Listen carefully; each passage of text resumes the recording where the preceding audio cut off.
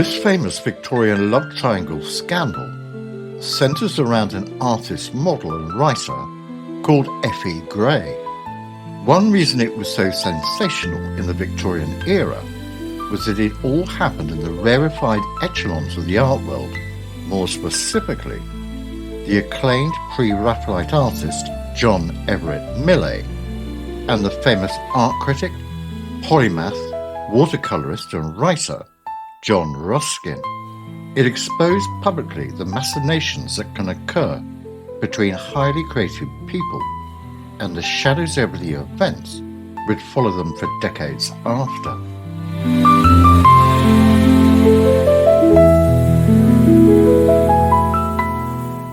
At the centre of the scandal was Euphemia Gray, who became affectionately known to her friends as Effie. She was born in the Scottish town of Perth on the 7th of May 1828. She grew up with two sisters at the family home of Bowerswell, an Italianate-style house near the foot of the Kinnell Hills. Her sisters, Sophie and Alice, would often model for the up-and-coming artist Millais, who was a friend of the family.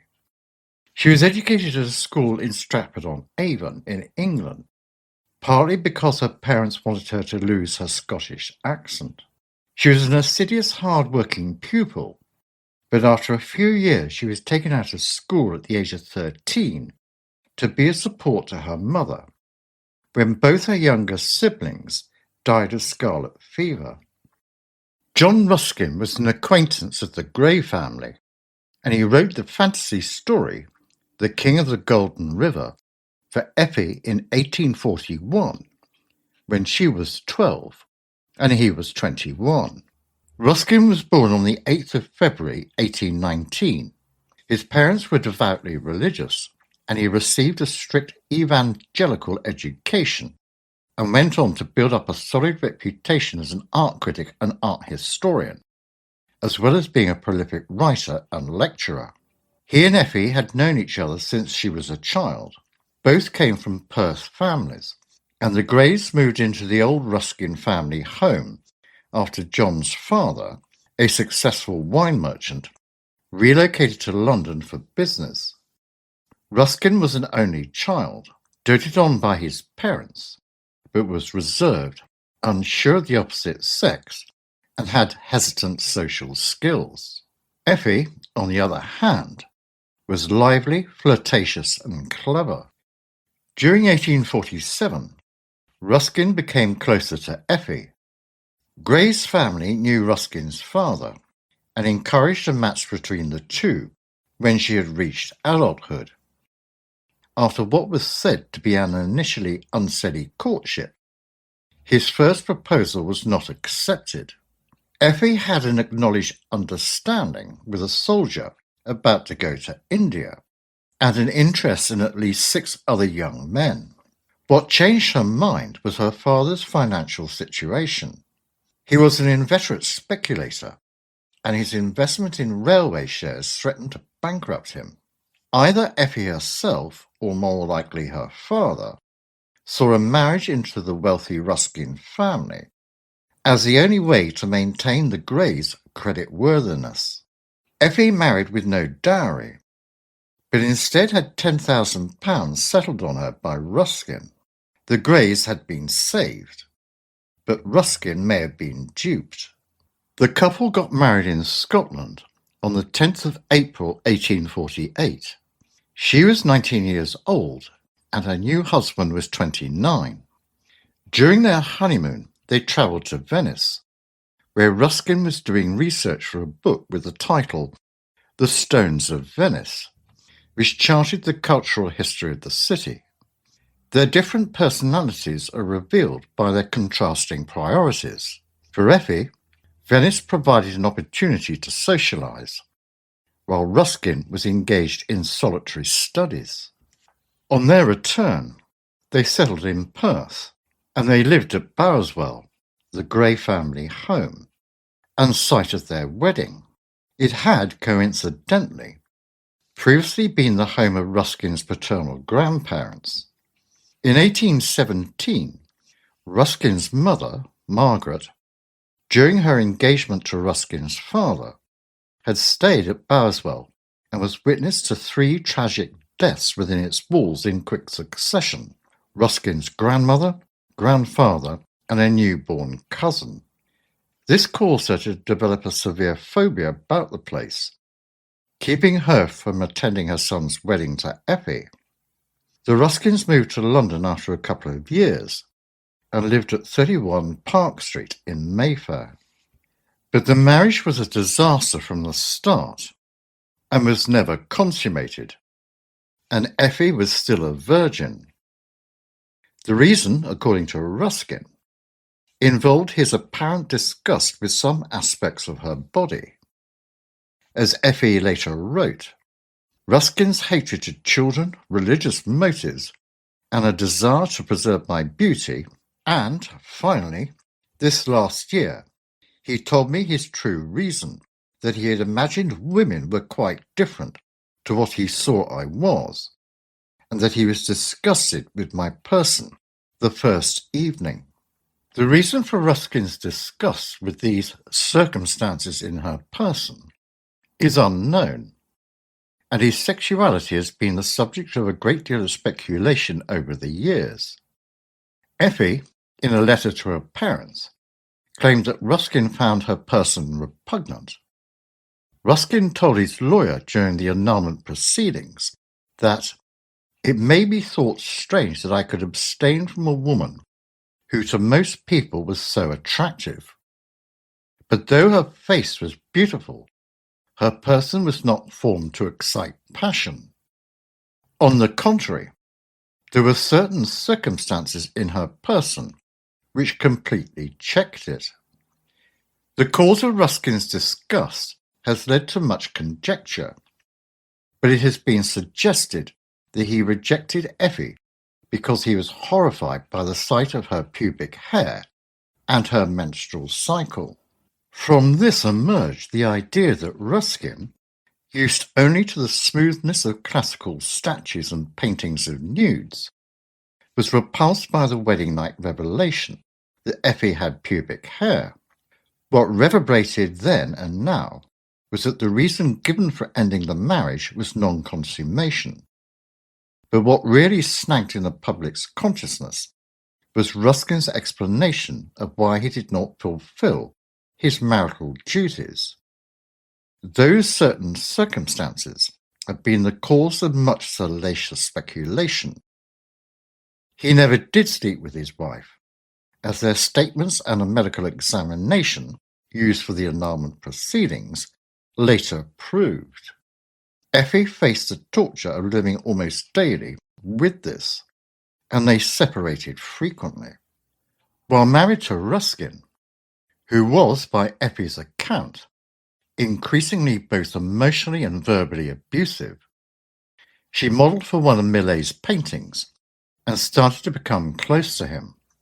In the summer of 1853, Ruskin, with his artistic patronage and encouragement, invited Millais to join them on a Scottish holiday to paint his portrait according to the critic's artistic principles.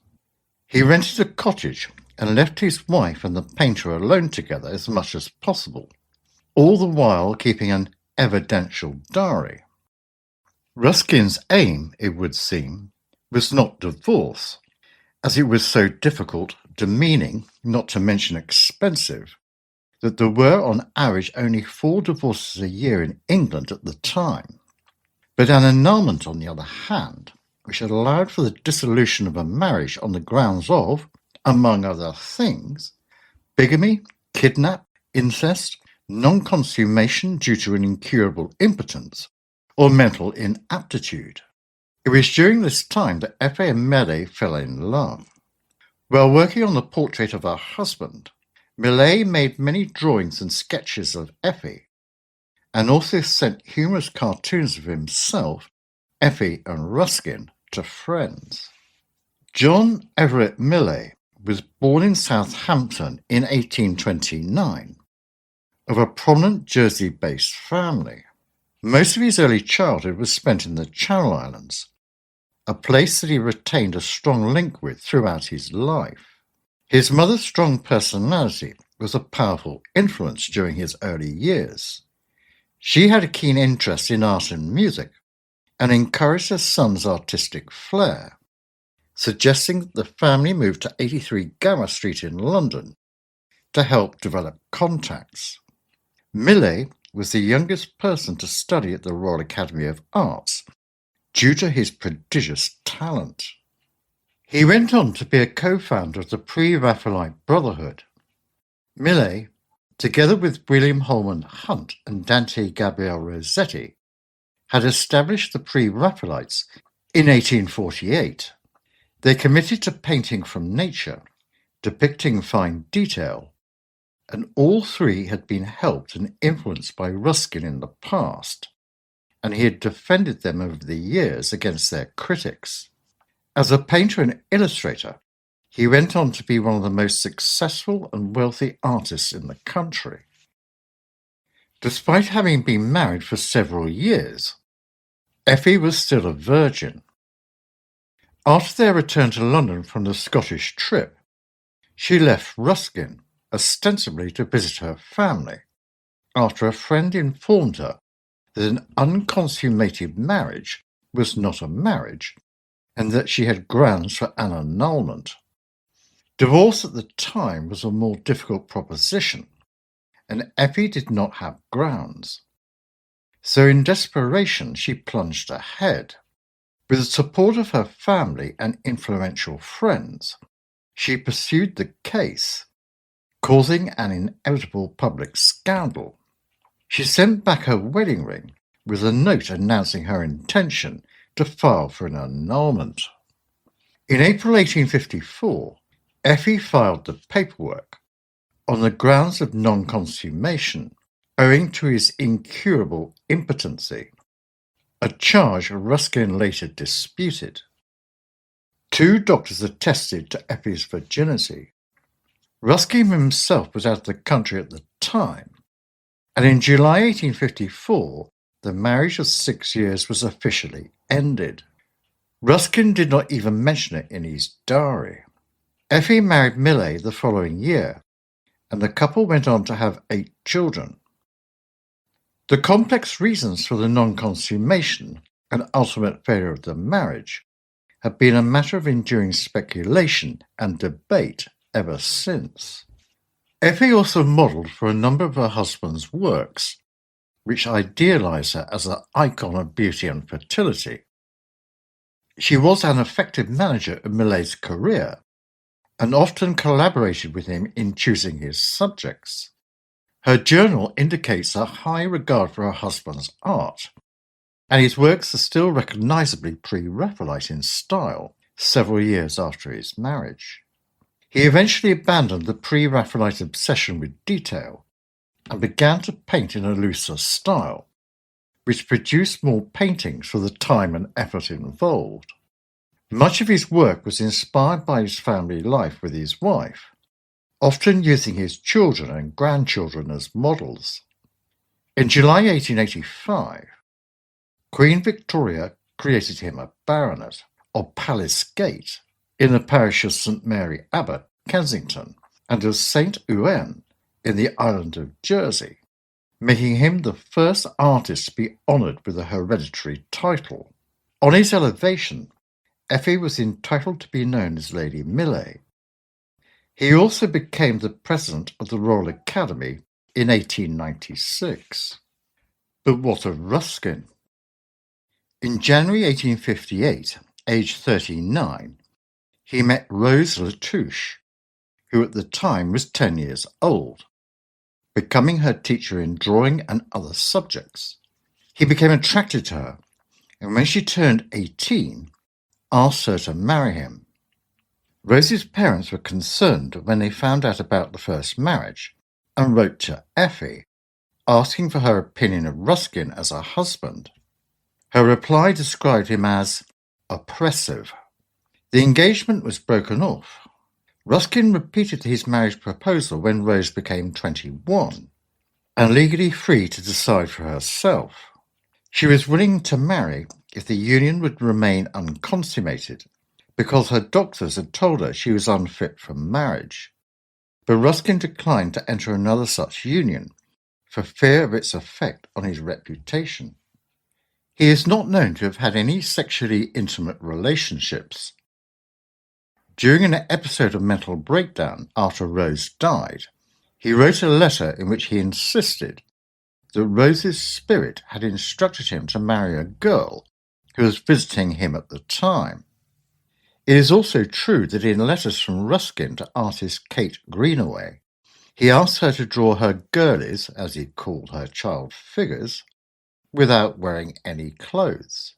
In a letter to his doctor, John Simon, on the 15th of May 1886, Ruskin wrote, "I like my girls from 10 to 16, allowing of 17 or 18, as long as they're not in love with anybody but me. I've got some darlings of 8, 12, and 14 just now."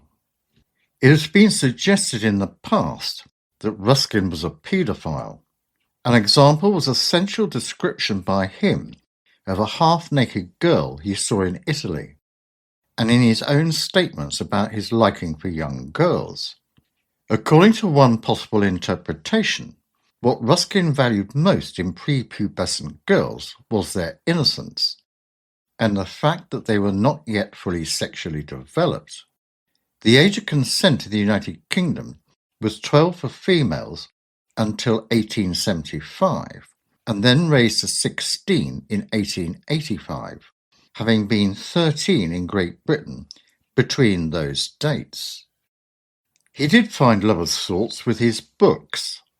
Without the distraction of a wife, he went on to become England's greatest critic and social thinker of the 19th century. Neither Ruskin or Effie fully managed to live down those certain circumstances. He died at Brantwood in the Lake District from flu on the 20th of January 1900 at the age of 80. He was buried 5 days later in the churchyard at Coniston, according to his wishes. As he had grown weaker, suffering prolonged bouts of mental illness, he had been looked after by his second cousin, Joanna Severn, formerly companion to Ruskin's mother, and she and her family inherited his estate. Joanna's care was the eloquent final chapter of Ruskin's memoir, which he dedicated to her as a fitting tribute. Effie had risked everything by leaving Ruskin. She hoped to find fulfillment as Millais' wife, becoming a society hostess and manager of his studio, but controversy continued to stalk her. She had been officially presented to Queen Victoria in June 1850, but the annulment from Ruskin barred her from events at which the Queen was present.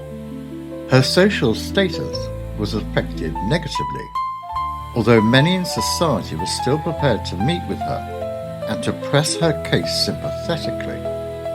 Eventually, when Millais was in his final days, the Queen relented through the intervention of her daughter, Princess Louise, allowing Effie to attend official functions.